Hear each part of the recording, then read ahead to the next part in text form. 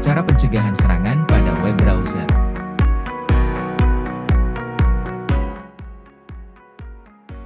Proses scripting XSS merupakan sebuah eksploitasi keamanan di mana penyerang menyisipkan kode berbahaya di sisi klien ke suatu halaman web.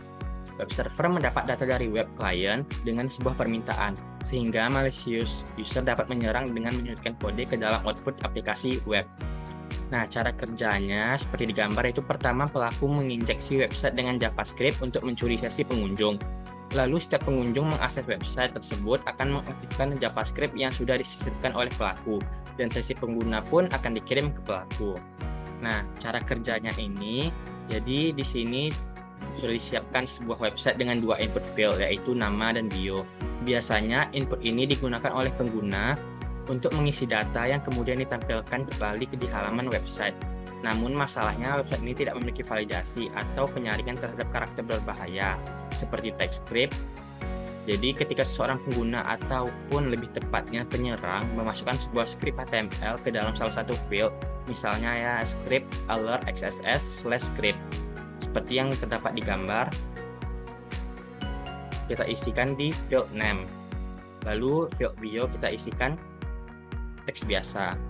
Maka script ini akan disimpan dan ditempelkan kembali di halaman web tanpa diubah. Jadi ketika halaman web dimulai ulang, browser tidak melihatnya sebagai teks biasa, tapi mengeksekusinya sebagai perintah JavaScript.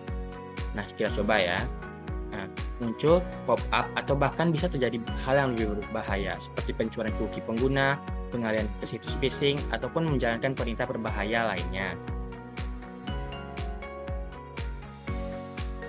Nah, selanjutnya ini ada cara mencegahnya. Jadi cara biar kita dapat mengamankan website ini dari serangan XSS adalah menggunakan DOM create element dan text content untuk input field.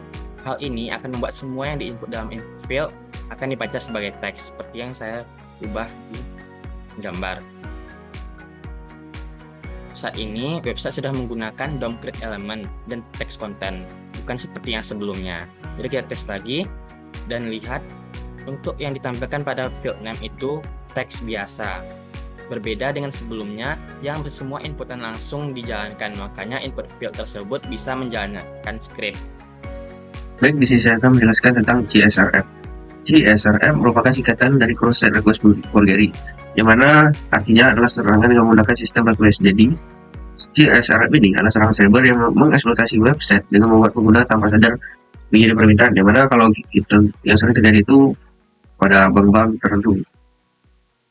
Baik, di sini saya akan memperlihatkan cara kerja dari CSRF. Baik, di sini saya akan simulasikan bagaimana cara kerja dari CSRF. Jadi, ketika pengguna sedang login ke banknya dan berada masih dalam situs web banknya, hacker akan mengirimkan suatu pesan. Nah, pesan ini berisi link, yang mana link ini ketika diklik, maka otomatis uang dari pengguna akan ditransfer ke nomor dari hacker. Nah, pada lebih kompleksnya lagi, malah bahkan penggunanya tidak sadar sedang mentransfer uangnya ke hacker. Selanjutnya adalah bagaimana untuk cara mencegah CSRF ini. Untuk cara untuk mencegah dari CSRF ini adalah menggunakan token CSRF. Nah, fungsi token ini adalah supaya menghasilkan sebuah string acak yang unik dan rahasia. Nah, string ini akan berganti-ganti jika beda session. Jadi ketika misalnya hacker mau masuk ke session login dengan menggunakan session lain, maka dia tidak akan bisa. Contohnya seperti ini. Di sini pengguna sedang memasuki session login. Nah, selanjutnya, walaupun pengguna tetap mendapatkan email yang dikirim oleh hacker, maka website akan mendeteksi bahwa ini adalah serangan CSRF dan langsung memblokirnya. Pengguna aman dan hacker gagal untuk melakukan transfer uang dari pengguna. Salah satu program yang menggunakan CSRF adalah Laravel. Jadi Laravel ini secara otomatis akan membuat token CSRF untuk sesi pengguna yang aktif yang dikelola aplikasi. Nah, token ini digunakan untuk aplikasi bahwa pengguna yang diaktifasi adalah orang-orang yang benar-benar memperlukan ke aplikasi, karena jika token ini disimpan dalam sesi pengguna dan berubah setiap kali sesi dibuat ulang. Jadi ketika hacker membuat sesi baru, maka dia tidak akan berhasil karena sudah menggunakan token CSRF. Apa itu browser hijacking? Browser hijacking adalah serangan di mana perangkat lunak berbahaya atau malware mengubah pengaturan browser pengguna tanpa izin, seperti mengubah halaman beranda, mesin pencari, atau mengarahkan pengguna ke situs tertentu. Cara kerja browser hijacking. Seorang pengguna ingin mendownload antivirus gratis. Dia mengetik download antivirus di Google, lalu mengklik link yang ternyata bukan dari situs resmi. Setelah mendownload dan memasang aplikasi tersebut, tanpa sadar dia juga menginstal ekstensi berbahaya di browser. Ketika browser kembali dibuka, homepage-nya sudah berubah menjadi situs asing dan muncul juga pesan seperti gambar berikut. Lalu, bagaimana cara kita mencegah agar tidak terkena browser hijacking? Berikut beberapa langkah yang bisa kita lakukan. Yang pertama, hapus ekstensi mencurigakan. Masuk ke pengaturan browser dan periksa ekstensi yang terpasang. Jika ada yang tidak kamu kenal atau tidak kamu pasang sendiri, segera hapus. Yang kedua, selalu perbarui versi browser. Pastikan browser kamu selalu dalam versi terbaru. Update biasanya membawa patch keamanan yang penting untuk mencegah celah. Yang ketiga, reset browser ke pengaturan default. Jika browser sudah terlanjur terinfeksi, kamu bisa reset pengaturannya agar kembali bersih seperti baru. Dan yang terakhir, gunakan ekstensi terpercaya. Jika kamu ingin menggunakan ekstensi, pastikan mengunduh dari sumber resmi dan pilih yang sudah terkenal. Contohnya seperti Adblock. Farming. Apa itu farming? Farming adalah serangan yang bertujuan untuk mengalihkan lalu lintas internet dari situs web yang sah ke situs web palsu yang dikendalikan oleh penyerang. Cara kerja farming. Serangan farming dapat terjadi melalui beberapa metode. Saat user mengetik nama website, DNS akan mengubah nama domain ke alamat IP domain tersebut. Namun pada proses farming, nama domain akan mengarahkan ke alamat IP yang salah. Serangan farming dapat terjadi karena manipulasi sistem domain name atau DNS, perubahan pada file host di perangkat pengguna, atau penggunaan malware yang mengubah pengaturan DNS. Cara mencegah farming. Yang pertama, gunakan HTTPS. Selalu pastikan situs web yang diakses menggunakan HTTPS, bukan hanya HTTP. Periksa apakah ada ikon gembok di address bar. Yang kedua, gunakan DNS yang aman. Gunakan DNS server yang terpercaya, seperti DNS Google, yaitu 8888. Hindari menggunakan DNS publik yang tidak dikenal. Lalu, selalu perbarui sistem. Pastikan sistem operasi browser selalu diperbarui agar terlindung dari eksploitasi kerentanan keamanan. Threat download adalah serangan malware yang dimana perangkat berbahaya otomatis terinstall di perangkat pengguna yang baru saja mengunjungi situs yang sudah terinfeksi atau berbahaya. Cara kerjanya, mengunjungi website atau situs yang sudah terinfeksi atau berbahaya. Misalnya saya sebagai korban pengguna internet. Misalnya saya sedang mencari buku e-book gratis. Nah, di sini contohnya adalah website yang berbahaya atau yang sudah terinfeksi, yang sudah diberikan malware. Misalnya kita mencari buku e-book seperti mie ayam. Nah, di sini nanti akan otomatis mendownload file berbahaya yang sudah disisipkan oleh hacker. Selanjutnya, cara mencegahnya, pertama kita bisa mematikan fitur download otomatis di Google, di mana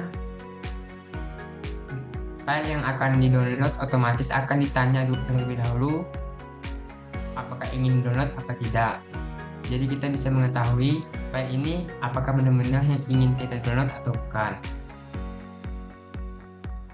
Selanjutnya, pastikan file yang kita download memiliki ciri-ciri yang sama. Misal tadi kita ingin mendownload ebook Spoxy mie ayam, tapi file yang download bukan file Spoxy mie ayam, melainkan Fufuria bola. Ini bisa jadi aplikasi malware. Selanjutnya ciri lainnya di sini terlihat di kapasitasnya mencapai 68 MB. Ini tidak masuk akal untuk sebuah buku. Selanjutnya tips terakhir adalah download ebook dari situs resminya atau bisa dibeli secara online. Man in the browser. Man in the browser itu sendiri adalah jenis serangan keamanan cyber di mana penyerang menyisipkan malware ke dalam browser korban. Malware ini bekerja sebagai proxy antara pengguna dari situs web yang dituju, memungkinkan penyerang untuk mengintercept dan memodifikasi data secara real-time tanpa diketahui oleh pengguna maupun situs tujuan. Contoh skenario serangannya seperti berikut.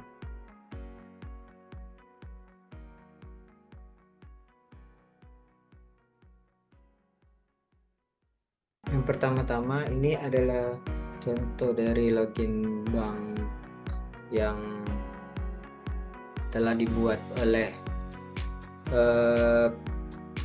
man in the browser sendiri untuk mendapatkan data pencurian.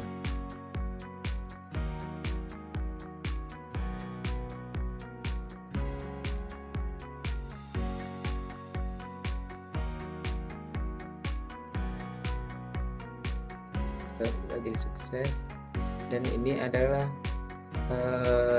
dari prompt palsu yang telah dibuatnya. Kita coba